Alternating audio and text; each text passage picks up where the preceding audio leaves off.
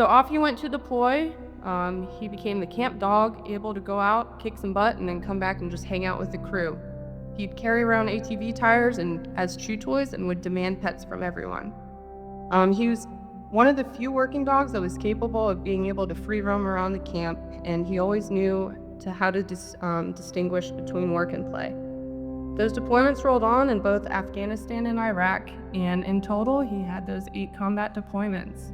On one mission in Iraq, he was sent into a cave to do some flushing. As he entered the cave, gunshots went off and the battle ensued.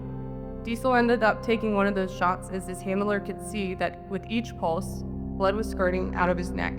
But Diesel wouldn't release his bite and was on his way to go down fighting. Thankfully, the handler utilized that laser to direct him back to the teammates. And the guy who was receiving Diesel pulled out some Curlex to stop the bleeding and was mentally prepared to be mauled in the process. But that special aspect about Diesel being able to distinguish between good and bad, work from play, was still present, and he merely mouthed the guy's arm.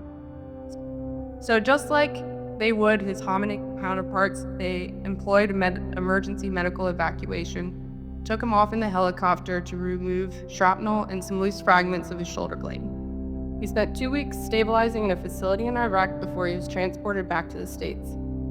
But there's no rest for the weary, and his canine comrades were getting killed in action, and because he'd made a full recovery, he was redeployed to take their places.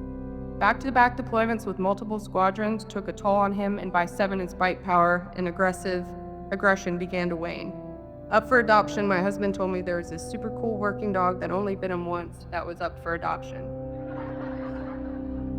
So, long story short, I got 3 weeks of informal training before we took him home. The big takeaways from that training were to be an alpha and be an assertive and be kind of outside of my comfort zone. And I was just banking on the fact that he wouldn't test me. But he didn't misbehave, and he was obviously well trained in obedience, seen enough crazy for 10 lifetimes, so he had nothing to prove, and he was ready for that retirement.